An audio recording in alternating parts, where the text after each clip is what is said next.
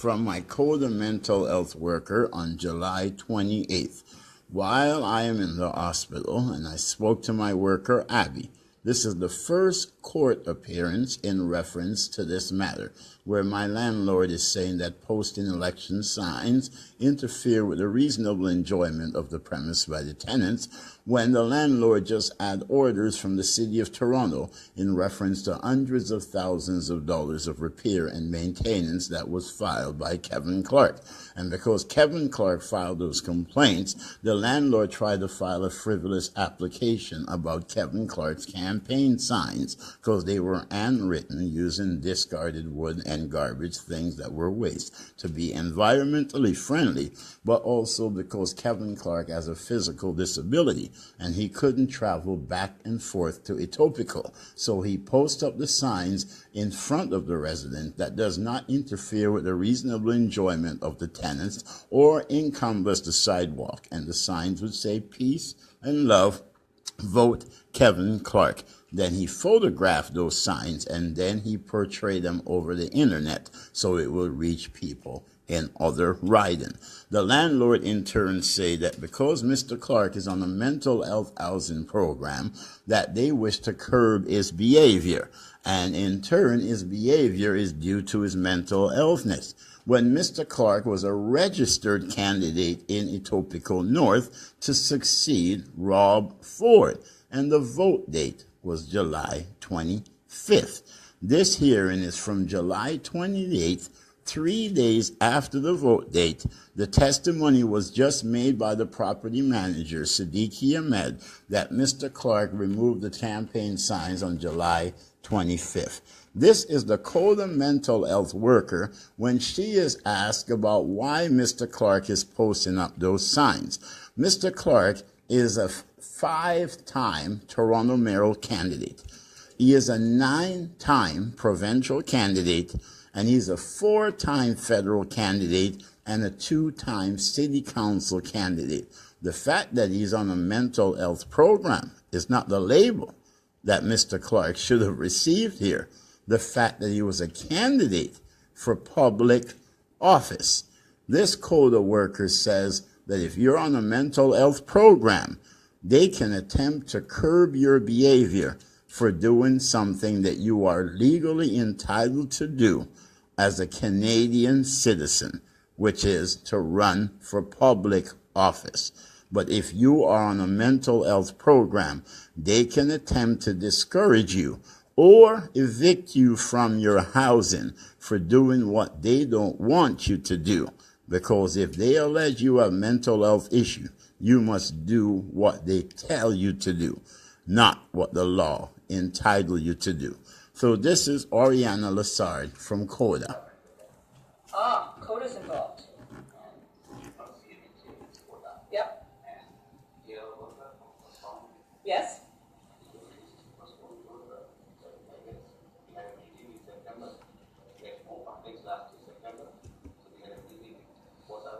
Yeah. Yep. Right.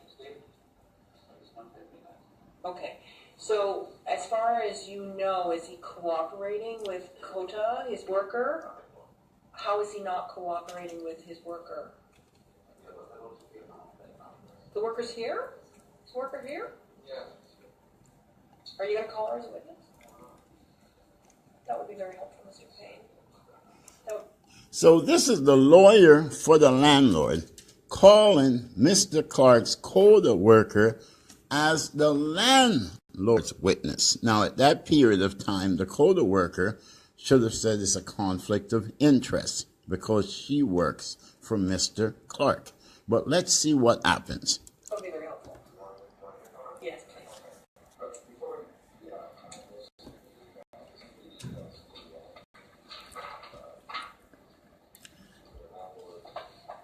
This is a tape from the tribunal. I hope you can hear it well. I just want to get to these people.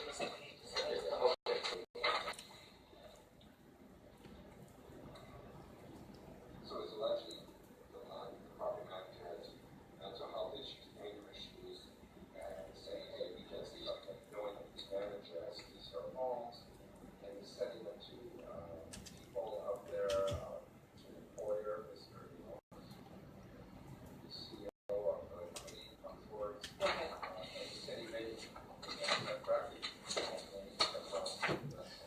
So Mr. Clarke has mental health issues because he is filing complaints with the City of Toronto, taking videos, and he is also sending them to the CEO of Capreit Property Manager. So there is great maintenance, safety, and security issues. Mr. Clarke is not having any dealings with the property manager. He does not wish confrontation. So he photographed and videotaped these things, send them to the City of Toronto, and copy them to Capreit heads. So how do we get Kevin Clarke in court on campaign signs? I understand. Okay. Can I talk about it? Yeah. Thank you.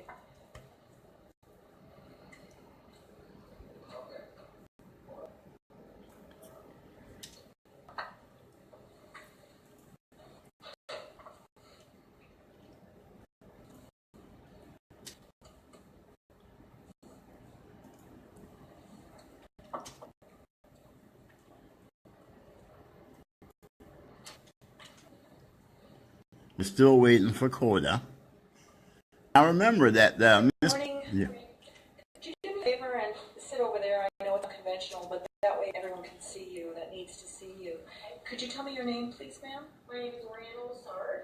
Oh, I need you to do that. Oriana RE.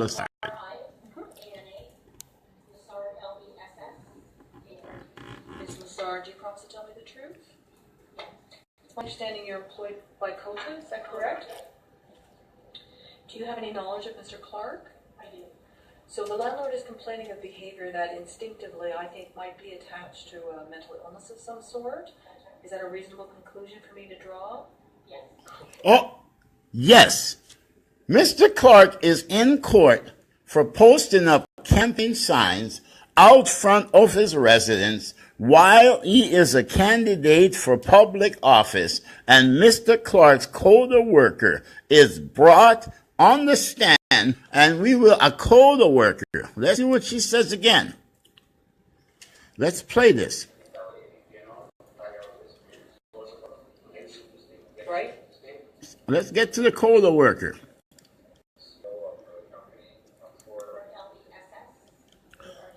Here's a. Lassard, do you promise to tell me the truth? It's my understanding you're employed by Cota, is that correct? Do you have any knowledge of Mr. Clarke? I do. So the landlord is complaining of behavior that instinctively I think might be attached to a mental illness of some sort. Is that a reasonable conclusion to draw? Yes. You are a Cota worker. You have a man who is the interim leader of a political party, a man who is a 5-time mayoral candidate, a 9-time provincial candidate, a 4-time federal candidate, and you go in court and testify that this man's posting up campaign signs has to do with a mental disorder? Does not election candidates post up campaign signs? So it's different from Mr. Clarke because he's on a mental health program? Let's listen to Ms. Lassard again. We are talking about posting up campaign signs. Let's go over Siddiqui, because you can't hear it.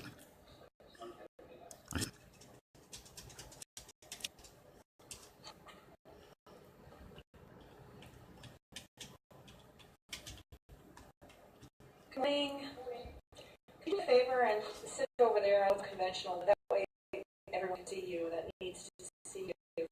Could you tell me your name, please, ma'am? My name is Oriana RE. Oh, I need you to spell that. RIANA. Ms. Lassard, do you promise to tell me the truth? It's my understanding you're employed by Cota, is that correct? Yes. Do you have any knowledge of Mr. Clarke? I do. So the landlord is complaining of behavior that instinctively I think might be attached to a mental illness of some sort. Is that a reasonable conclusion for me to draw? Yes. Okay. So can you tell me of efforts that the landlord has made to try and work with your agency or other agencies to deal with tenants' behavior? We've worked with the landlord to try to change the behavior of Mr. Clarke by experience with other tenants. Loudness, noise, smoking.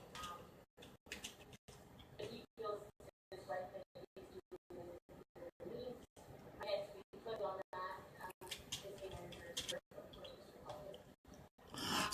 hold it.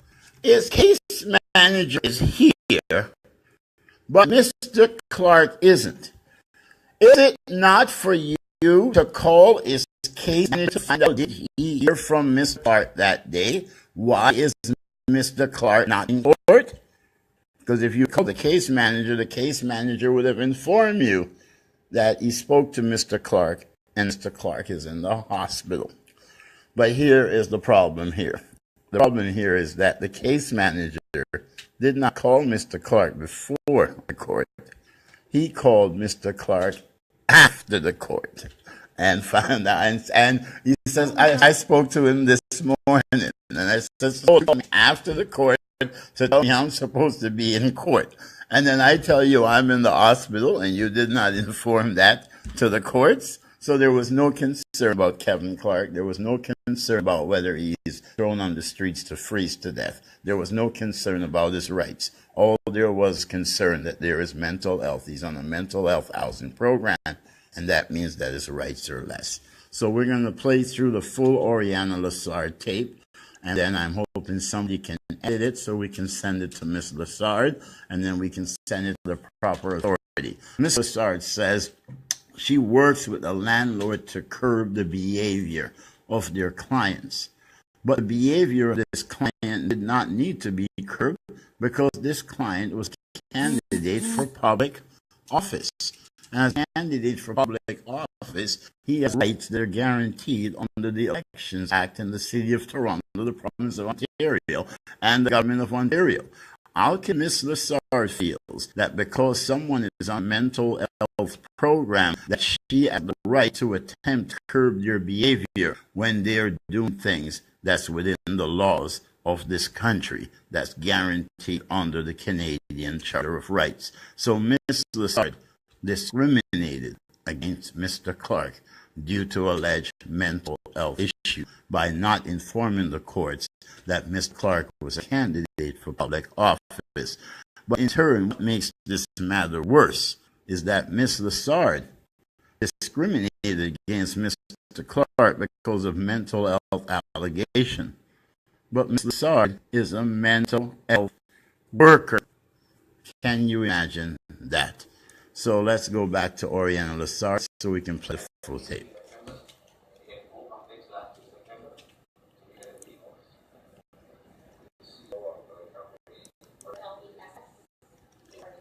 Ms. Lassard, do you promise to tell me the truth? It's my understanding you're employed by Cota, is that correct? Do you have any knowledge of Mr. Clarke? I do. So the landlord is complaining of behavior that instinctively, I think, might be attached to a mental illness of some sort. Is that a reasonable conclusion for me to draw? Yes. Okay. So can you tell me of efforts the landlord has made trying to work with your agency or other agencies deal with the tenant's behavior? We worked with the landlord to try to change the behavior of Mr. Clarke by with other tenants. Loud yelling, screaming. He was just right there. I can't speak clinically on that. His case is here. Mr. Clarke isn't. So we have had meetings with the department has asked to refrain from down, yelling at management or, throwing things off the balcony to the kids and we can't do that. How long has Cota worked with them? I came on board years ago and we were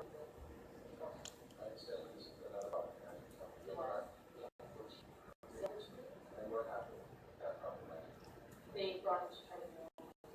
She's a 10 also. Yeah. We're not able to resolve it. Is there anything in your imagination you can think of that would prevent this behavior from impacting the landlord or other tenants on a go-forward basis? Unless Mr. Clarke because I can't speak clinically, but because of his mental history, I don't see anything.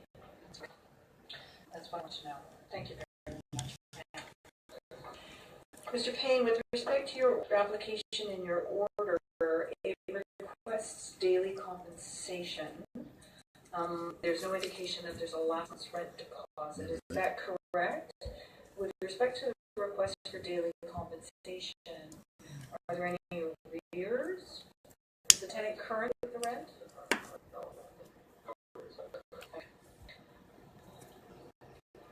But there is no deposit, correct? Okay. So what that means is that on an eviction order, daily compensation would only be payable from August 1st onwards. Okay. So you want an order terminating the tenancy, standard termination, daily comp from August 1st onwards.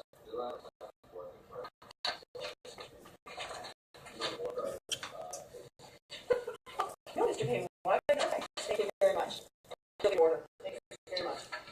John. And what makes it even worse is